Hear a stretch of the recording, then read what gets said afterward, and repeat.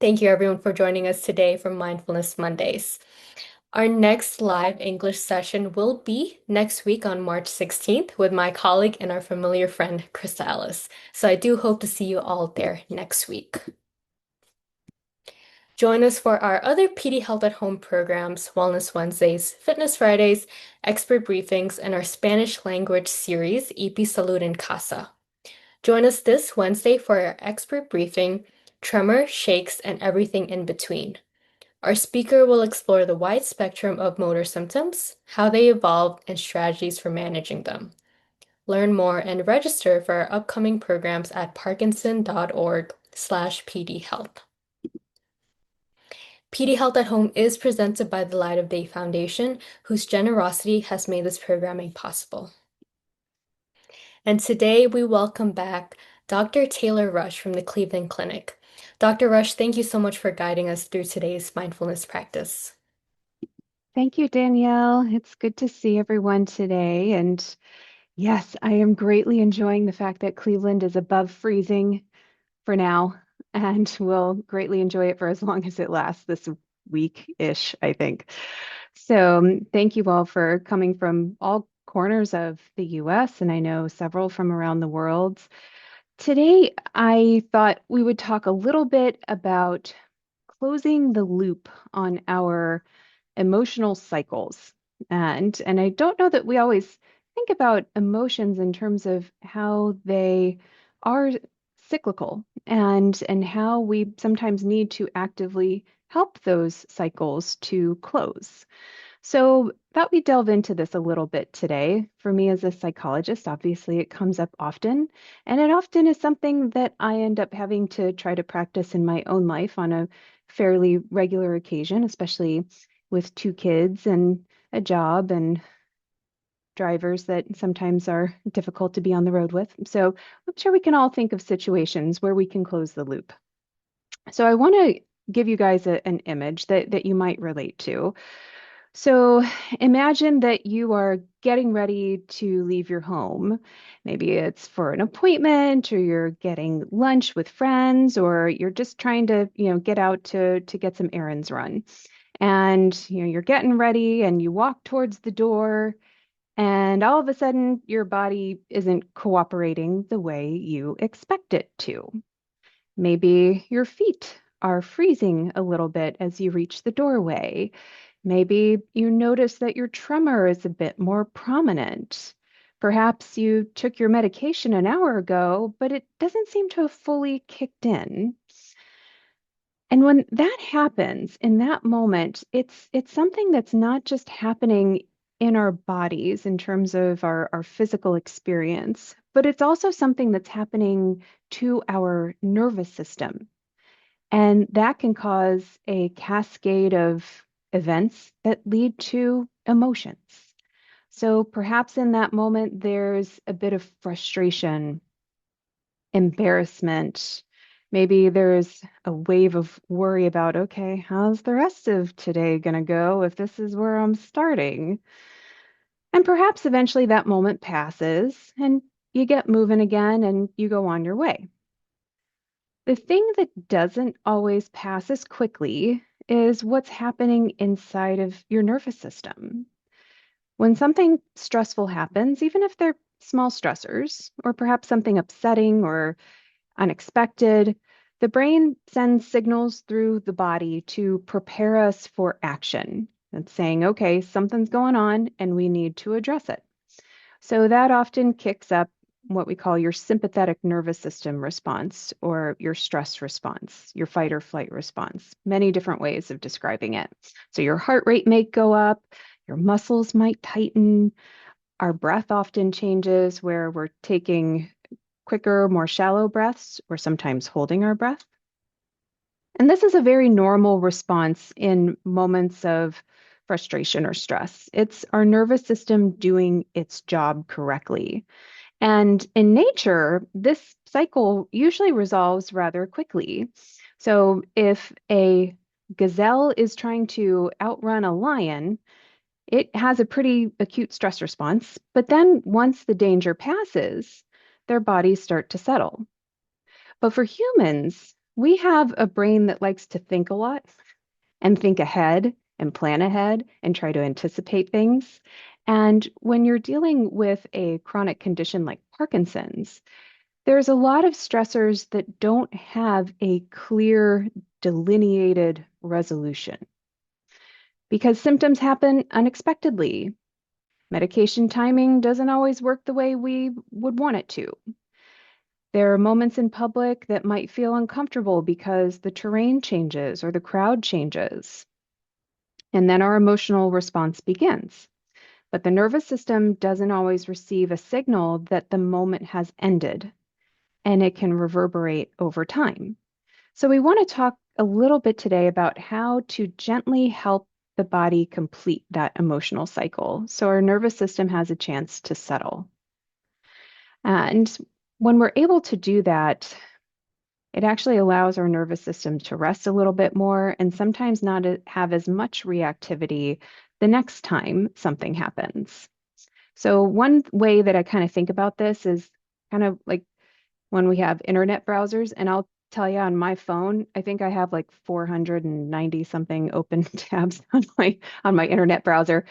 And it gets to a point where it's like, yeah, you can't open anymore without closing some. And so if you do that on your computer or iPad or phone, if you open one or two tabs, everything seems to work okay. But once you start opening 20, 30 or more tabs and never close them, eventually the system starts to slow down and your electronic device may feel overloaded. And our nervous systems can work in a similar way. So each stressful moment that we have of uncertainty, frustration, anxiety, embarrassment can open an emotional tab. And if those tabs never close, the nervous system keeps carrying them on in the background. So, what I love is mindfulness practices are one way we can gently close some of those tabs so that the nervous system doesn't have to keep running everything all the time at once, because that becomes very inefficient. And you're already dealing with a very finite amount of energy. We don't need it going to places that don't serve us, right? So we're going to do a more formal meditation in just a moment, but I want us to try a brief experiment together. And I want you to just, in your mind's eye, think of something that was maybe mildly stressful today, this weekend, last week. Nothing greatly overwhelming, just something that might have been a little bit irritating or stressful. Maybe it was a moment that your body didn't cooperate the way you wanted it to. Maybe something, got a wrench thrown into plans. And I want you to just kind of bring that to mind. And you guys have seen me do this before, where I want you to then notice what happens in your body, even just by remembering that moment. You might notice that your jaw starts to tighten, or your shoulders start to come up towards your ears. Maybe your breath starts to change. And so let's give the nervous system a chance to complete that cycle that maybe it didn't complete this past week. So go ahead and take a slow breath in through your nose. And then as you exhale, try to breathe out a little bit slower, a little bit longer than the inhale. And do that one more time. Slow inhale, extra slow exhale. And then I want you to see if you can lift your shoulders towards your ears, not to where it's hurting or uncomfortable, but just enough where you can feel it. And then I want you to allow them to drop. And maybe roll them around once or twice as you're able. And then maybe just for a moment to yourself, silently acknowledge that memory that you conjured with a simple phrase of, that was a difficult moment, or that was frustrating. And I want you to notice if your body at least feels even one tiny percent different than it did a minute ago. Sometimes even a small shift like that helps the nervous system to receive the signal of that moment has passed. So, a simple way to remember this process, and we're going to do a longer practice here in just a minute. Think of it as I'm going to name the situation and the emotion. I'm going to move it, meaning I'm going to move my body slightly to try to ground myself and allow a reset. And then I'm going to breathe it. So taking a few of those slow, deep breaths. So name it, move it, breathe it. And these three small steps can help to close that emotional loop on a stress cycle. Okay. So let's delve into this practice with a little bit more detail. Okay. So go ahead and get in your comfy position, whatever that may be, and just bring some present awareness to your body, how it's seated,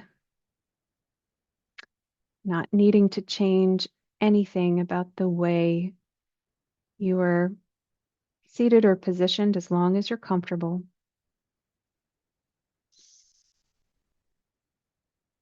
And as you breathe, I want you to simply notice how your body feels right here, right now. Maybe there's calm. Perhaps there's some tension, maybe restlessness. Whatever you feel, whatever is present, we want to just welcome here.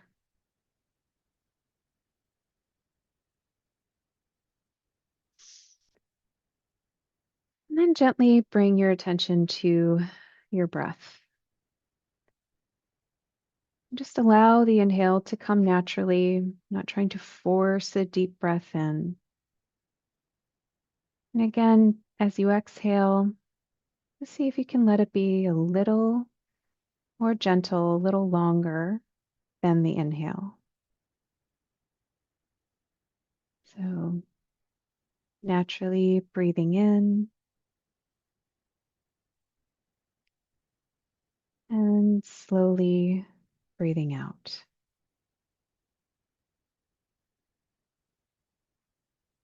Just noticing the natural cadence of your breath, allowing yourself to continue breathing at whatever comfortable pace you feel.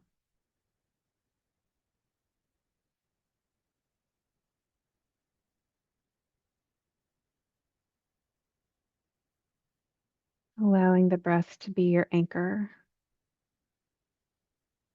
a way to stay here in the present.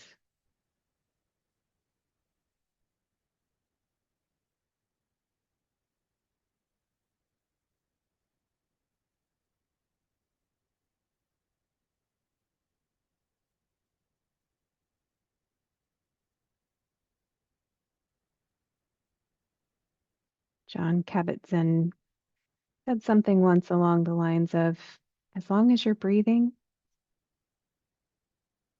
you're already 90% there.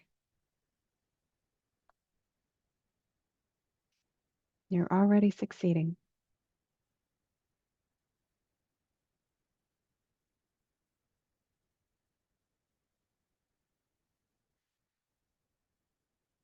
And now I want you to consider bringing awareness to your body. And maybe notice if there's anywhere in the body that might want a small movement. And perhaps it's what we did earlier with rolling the shoulders. Maybe it's stretching out your fingers, moving your head from side to side, maybe rolling an ankle, adjusting posture so your back is well supported. Just allowing the body to make whatever small movements it might need right here, whatever feels good. Because these small movements are not just grounding us in this moment. This is something small that can help the nervous system to complete a stress response.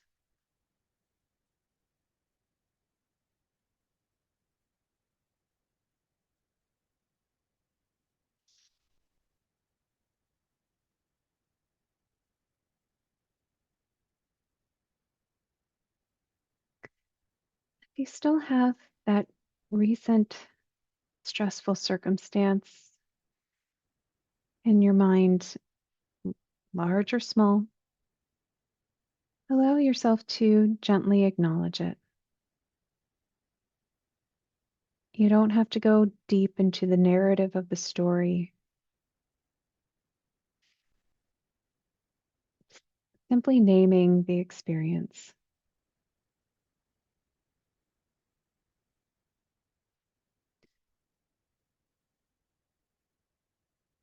And you might gently say to yourself, "Yeah, that was challenging. That was a lot to handle.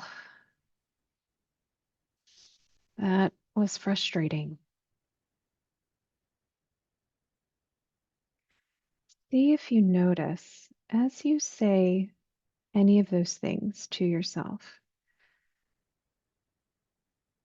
Does anything happen in your body when that experience is simply acknowledged? We can't go back in time and fix it. We're not here to solve anything, just recognizing the moment.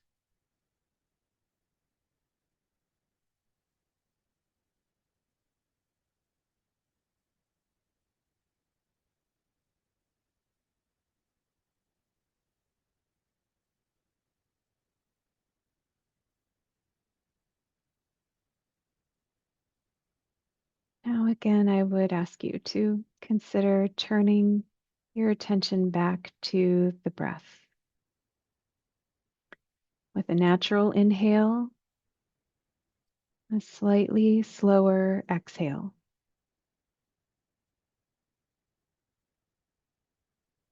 When we inhale, our heart rate speeds up. When we exhale, our heart rate slows down. So being able to elongate that exhale to help lower our heart rate just slightly from a stress response.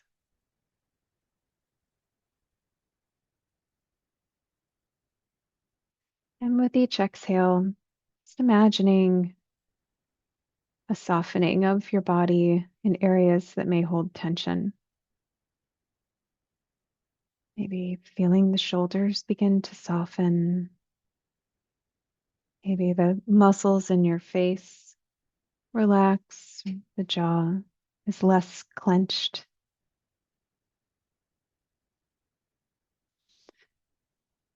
It allows your body to remember that this moment is safe enough.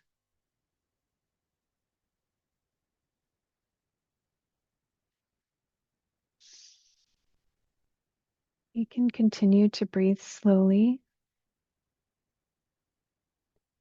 finding the rhythm that suits you best.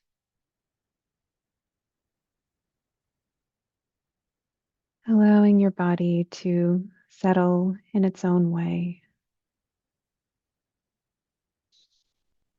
and really appreciating this space that you have cultivated for yourself right here, right now.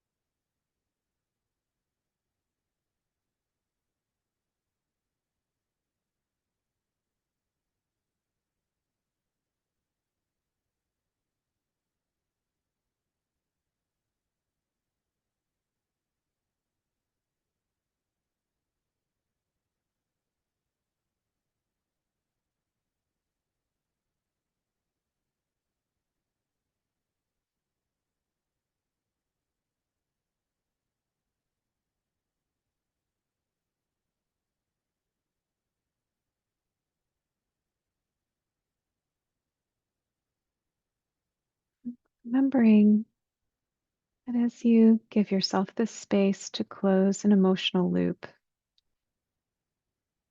does not require you to solve a problem.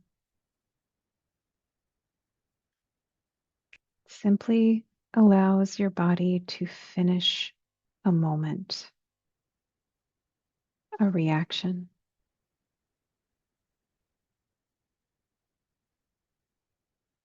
Close that emotional tab.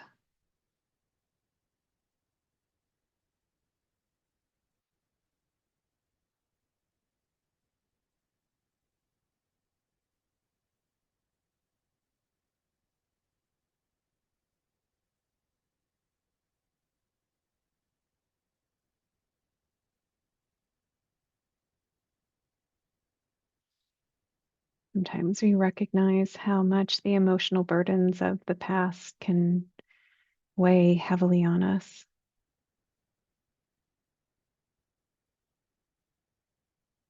So it's okay if this at times may feel overwhelming. Remember, we're just taking it one emotional tab at a time. Give yourself some grace.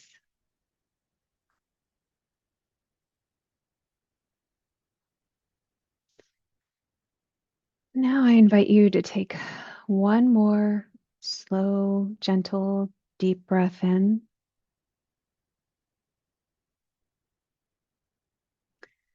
And that gentle, slightly longer exhale, if that's comfortable for you.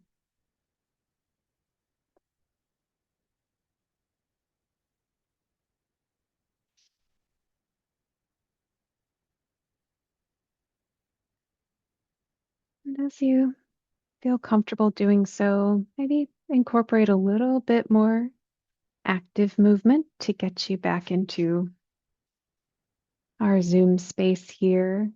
Wiggling your fingers, your toes, shifting in your seat, some slight spinal movements,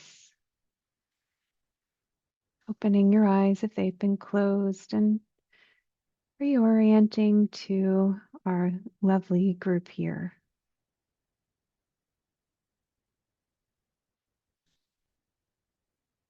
Okay, starting to see some folks with eyes open towards what I assume is the camera.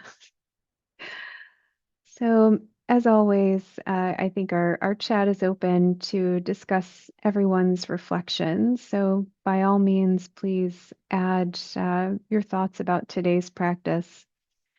I think one thing that happens a lot in some of these moments, especially in stress and frustration, and especially with Parkinson's symptoms, is that I think it's really important to remember that emotions are not a sign of something that's wrong with you. I think we have this tendency to sometimes over pathologize emotions. And we're meant to experience a lot of emotions as human beings, the entire spectrum of emotions: anger, sadness, anxiety, happiness, surprise, joy.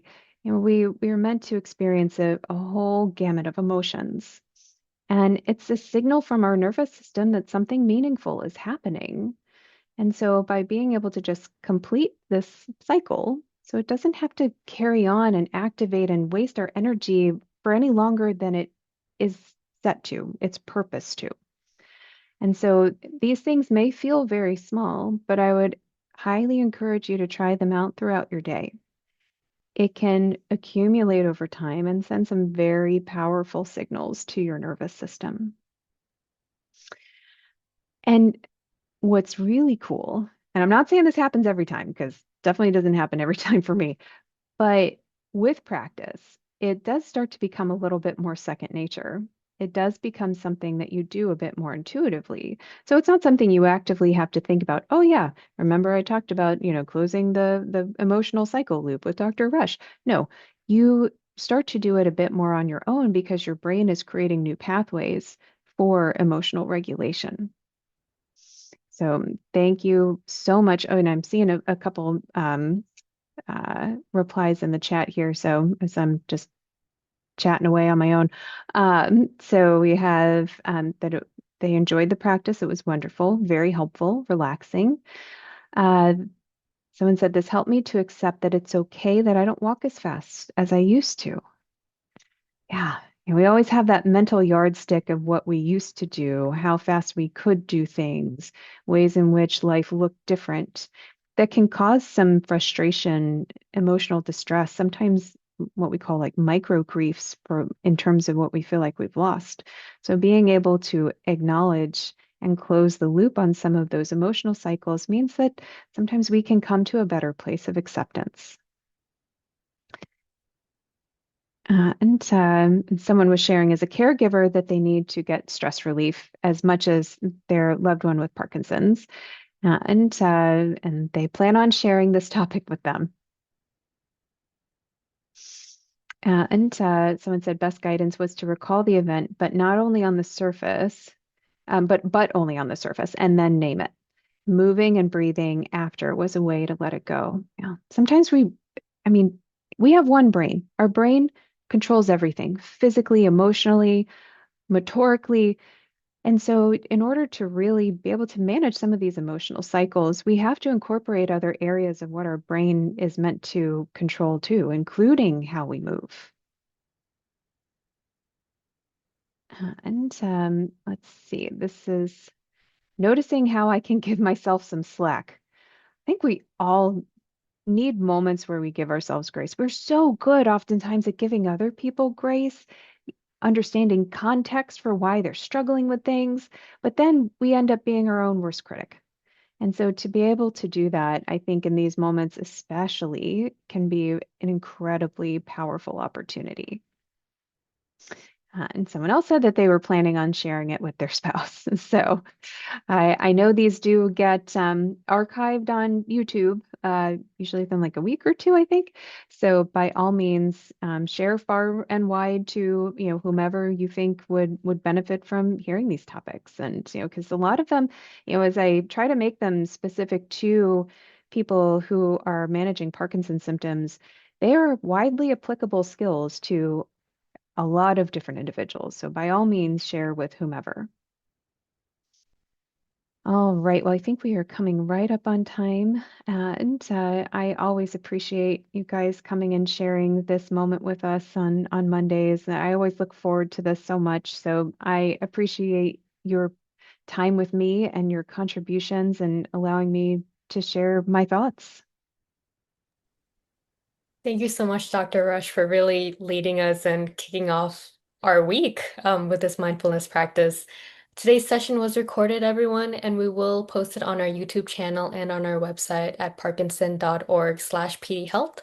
We have a lot more resources on our website, parkinson.org, or please feel free to call our helpline at 1-800-4PD-INFO or email them at helpline@parkinson.org.